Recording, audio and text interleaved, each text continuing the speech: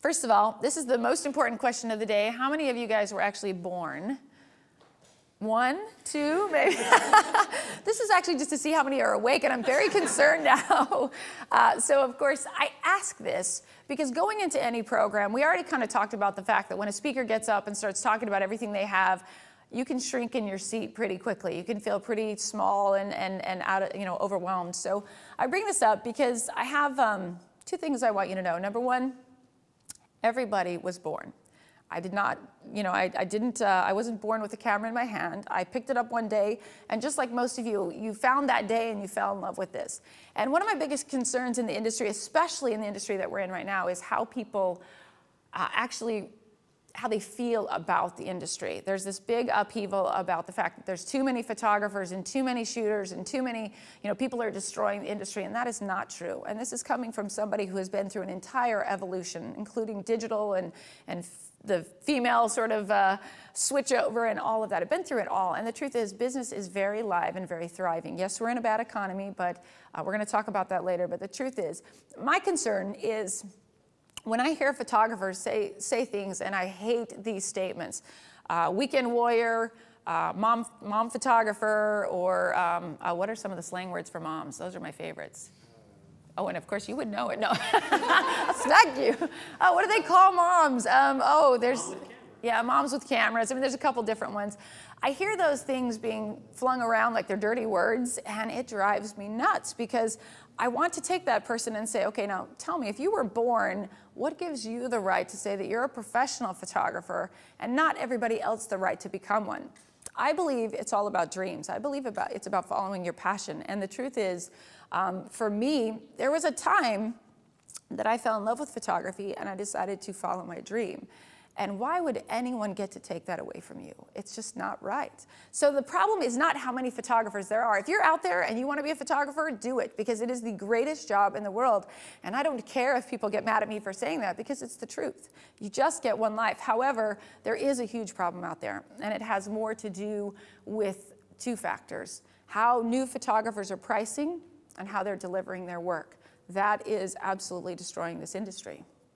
The fact that there are photographers out there, I saw recently, what do they call those ads, those like weekly ads that they do, Groupons. We saw a Groupon that was a new photographer in our area, new and unknown. She was doing a custom session up to a 50-mile radius. She was going to do a 3-hour custom session, and you got 99 images on a disc for $99. It literally made me cry. I saw it and I thought, how could you do this? I wanted to call her, and not to be angry with her, but to help her understand that she is literally putting the rest of us out of business. Because we're going to talk about my pricing structure later, but our prices, 8x10s, our least expensive 8x10 is $150. And so you can imagine when somebody's giving 100 images away for $1 a piece, how can I turn to a client and justify what I'm doing? So my goal is always to elevate and educate the industry. Because to be honest with you, if I teach all of you how to price, I'm actually doing myself the biggest favor, because I'm protecting my own job. So I want to keep that in mind. Wouldn't it be great if every single person in that audience out there, if all of us had a standard 8x10 started at $150? If the entire world knew that that's what you had to pay for an 8x10, we'd all be in a really good space. So that will always be my goal. The second piece, I love this quote: I have not failed, I've just found 10,000 ways that will not work. That is literally the blood in my body. I screw everything up. There's nothing I do literally that does not get done wrong the first time. A lot of that has to do with my energy level. I'm like a doer. I just will, I'm the jump and we'll build the parachute on the way down girl. And I have people with brooms behind me going, are you kidding me?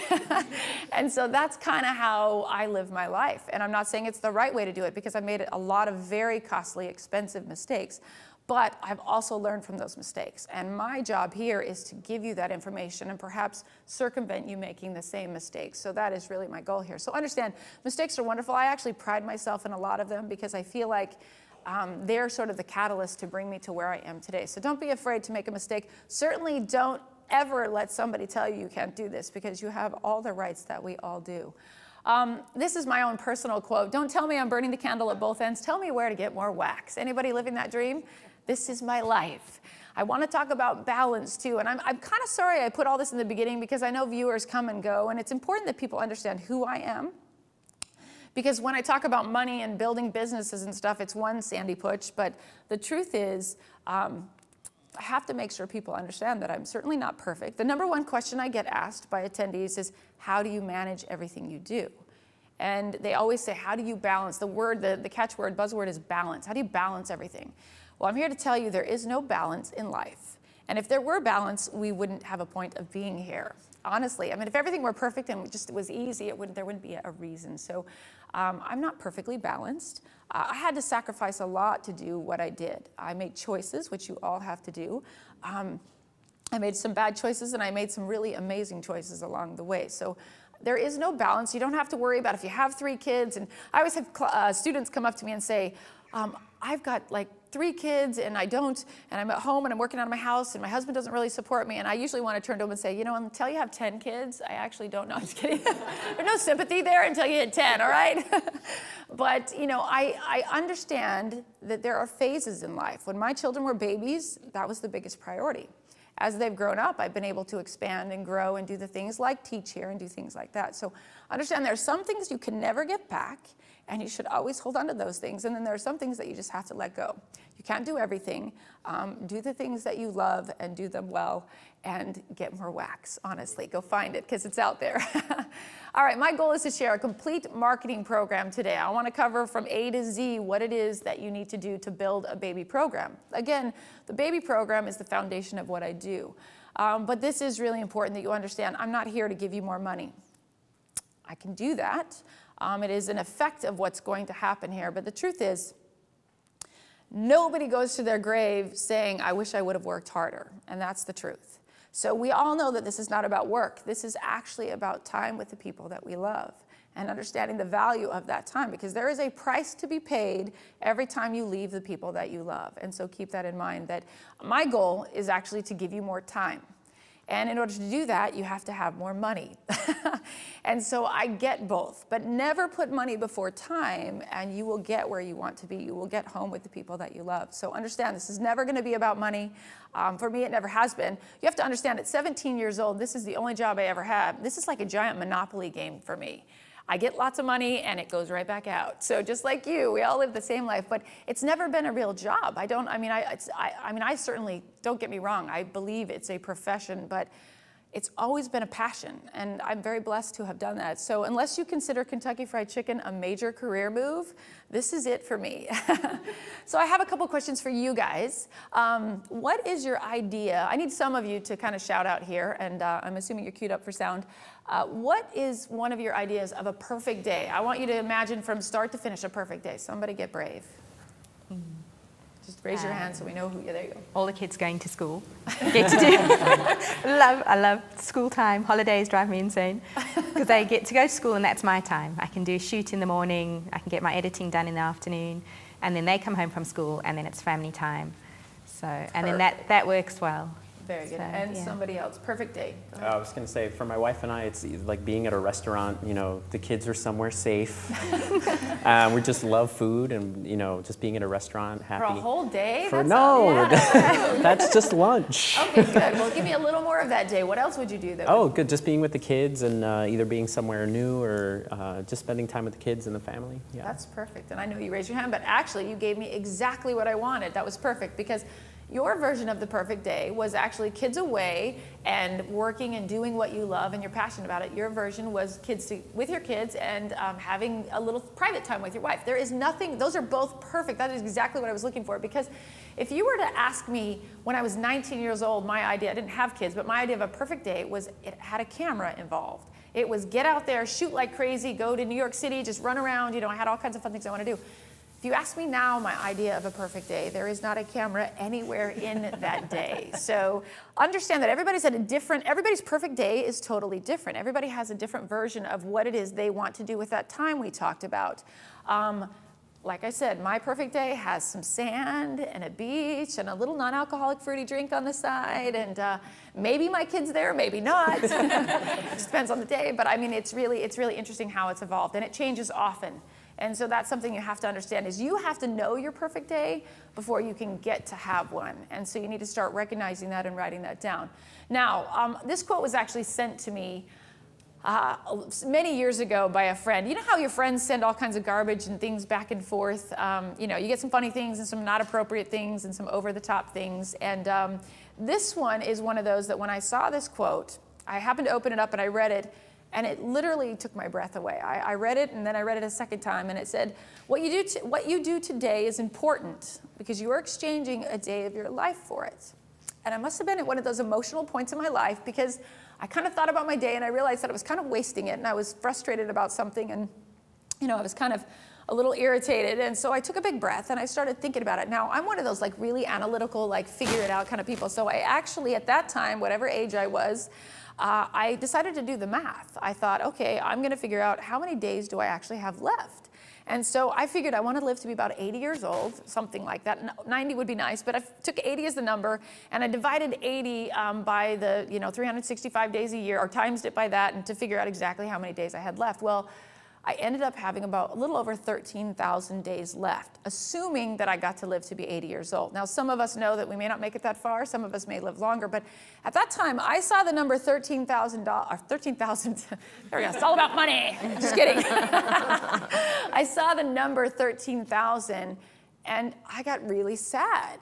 13,000 did not seem like very many days to me, honestly. And if you equate that, which is where I was going, to dollars, $13,000, how fast could you go through $13,000? And so I started thinking about that, and I started thinking about the value of each day and how many days. If you go back to that what's your idea of a perfect day slide, and you think about your life, how many perfect days do you actually get in a year? Just honestly, how many perfect days have you had in a year? Perfect days. 3, 10. I mean, that's kind of scary, 3 to 10 perfect days a year. And if you think about how many years we're living and times it by 3 to 10, you're working really hard for those perfect days. And so we have to maximize and get to those perfect days. Now, one of the best stories that ever came out of this slide is I had an in-studio workshop with about 20 students, and I told that story. And it's a very emotional story, and I tend to get a little teary-eyed. And I had a student that a year later came back for a second workshop, and you do the part where you go around the room and you stand up and introduce yourself, and she stood up, I'm not kidding, and started to cry almost out of the gate, talking about the fact that last year I had given her this quote, and she read it to the audience that was there, and she said, because of this quote, I have lost 50 pounds. She said, because of this quote, I got into counseling with my husband, and we took care of our marriage. Because of this quote, I quit working and started a full-time photography job. And all of us with tears in our eyes are so emotional. And she said, it's because when I knew I only had 1,300 days left, I had to make changes. And I literally heard her say 1,300 days, and I was like, do I tell her? Sandy, we just wanted to share with you some of what the internet is saying about their perfect days. Oh, very good. Cool. So let's see. Go ahead. I was going to say, BH Photos, perfect day, all my family around me laughing. Nice. And Jay Torres, my perfect day is a day without drama from home and work, where we just chill out and enjoy company as well as our company as family. And go ahead. RK says, my idea of a perfect day is to take great pictures and being proud of what I've done. Very cool. Yeah. And then, I love this. SDF59, perfect day would be get and go to work at CreativeLive.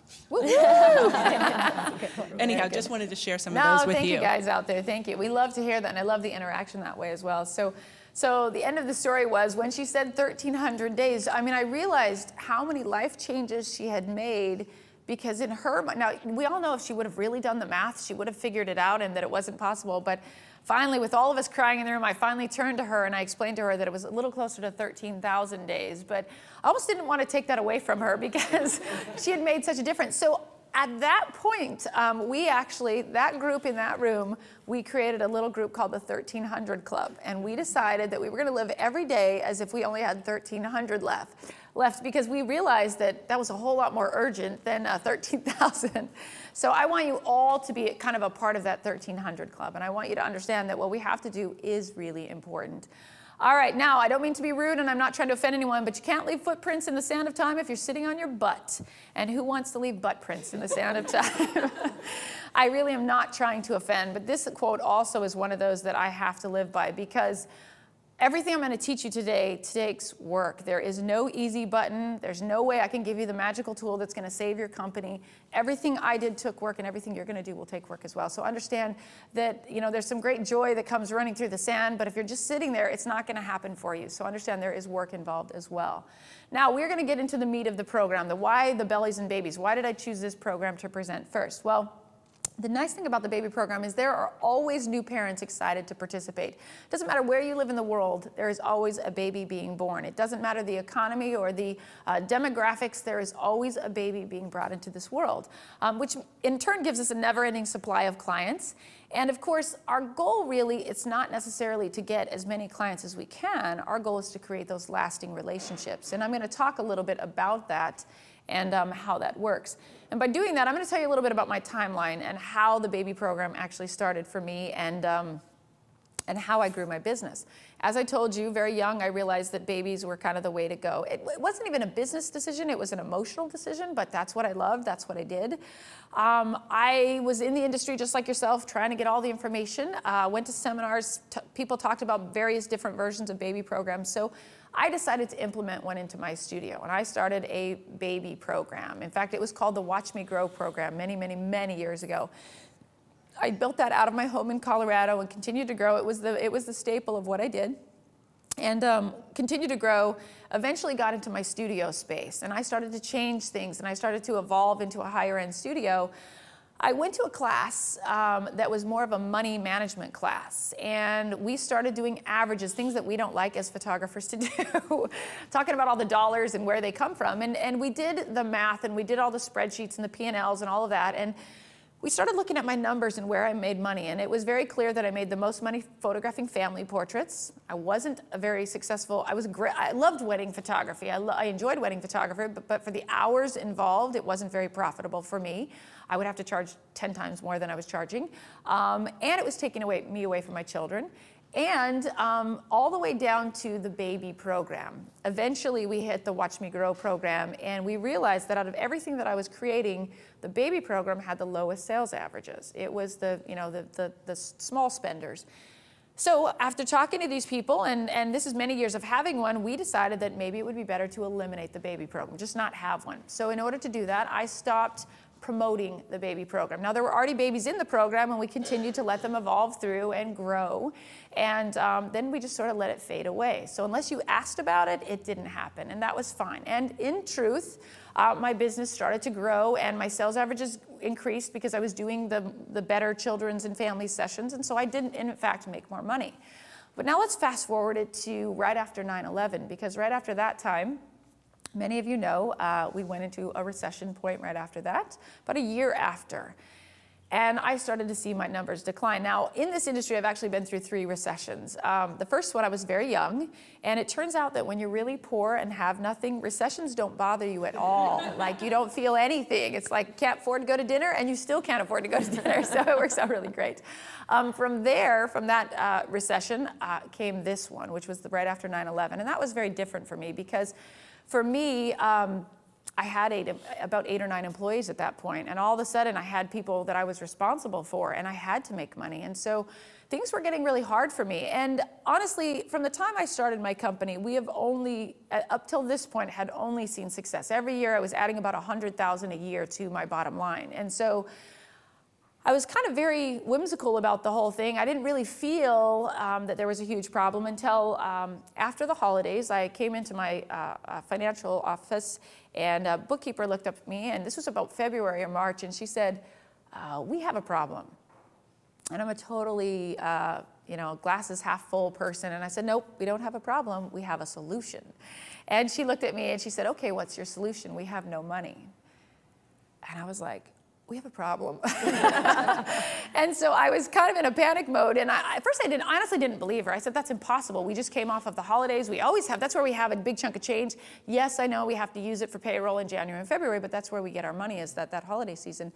Well, she started to show me the numbers from the previous years, and session counts were down and sales averages were down up to 50%. So all this time that I thought I was just a better photographer and I had a better life, I was actually shooting less and it was hurting more. And so I started to panic. Now this is one of those horrible stories where I have a company, I have employees, and I don't know what to do. The first thing I did, because I had, and this was a payroll moment. This is one of those, you have 8 people that need a paycheck on Friday. It's Wednesday, where are you getting that money?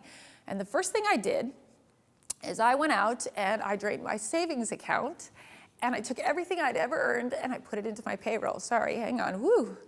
Therapy was gonna kick in, I know. But I had to drain my savings account for that. And then 2 weeks went by and the next payroll came up. And at that point, I had to turn to my mother-in-law and ask for a very big loan to make that payroll. Now you can imagine that was like the depths of sorrow. It was a horrible experience to be in.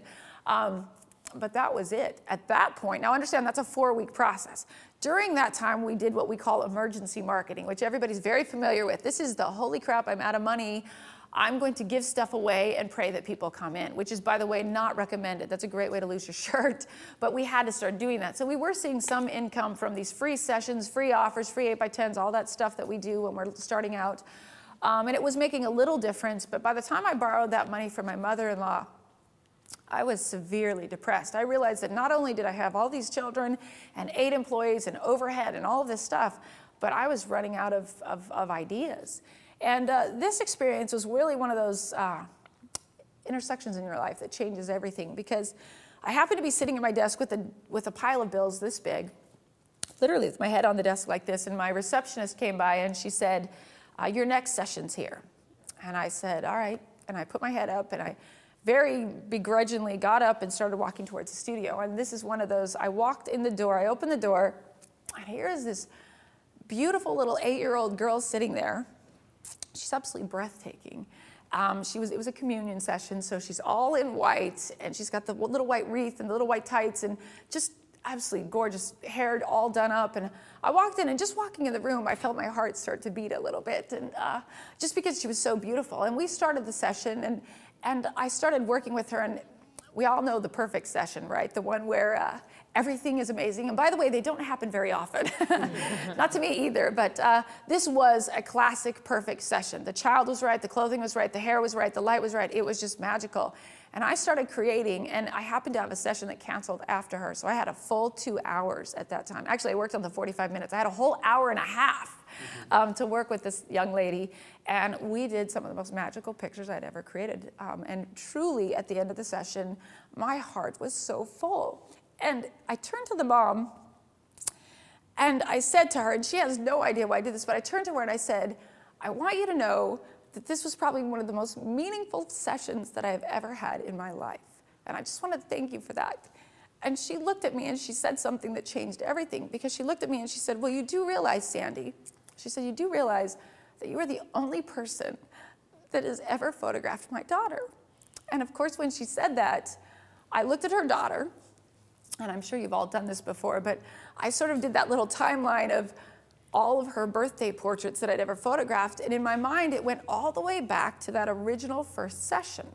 And her original session with me was a baby plant session. She was a 3-month-old in one of those little white wicker baskets with the white blankets, and that was actually the first time I'd ever met that child. And so I sat there and I looked at this little girl, and I realized that in that time frame, I had created a customer for life. And a big light went off. I realized that the day I ended the baby program was the day I cut off that connection, that I had stopped that. And if you cry, I'll cry, so don't do that. Can we get the tissue in the house, please? I forgot to bring the branded tissue. Sorry, but that's the day. Oh, you killed me. Why'd you do that? You need to move those off to the peripheral, please. Thank you. That was the day that I realized that by cutting off that baby program, I had actually cut off that connection. And I walked out of that room with every intention of creating the world's best baby program. Now, what I knew from my old program was, in fact, that the sales averages were way too low. So I spent about 2 years, or almost 2.5 years, evolving and changing and building and making it get to the point where it worked. And then we practiced with it, and we got it even to a higher standpoint. And eventually, what I thought perfected it at the time, and that was actually 2008, and that's when we went out and did the Bellies and Babies tour, because I realized so much of my life, that literally saved my ship. It put me back in business. We had to work very hard for it, but all of a sudden, I was watching babies coming in, and I was watching them grow up again. And I was never going to break that connection again, ever. And I never have. I truly believe in it. But I also was not going to have a baby program that was going to have a $100 sales average, because I knew that that wouldn't work either. So that was really my evolution from baby program to no baby program back to a baby program as well.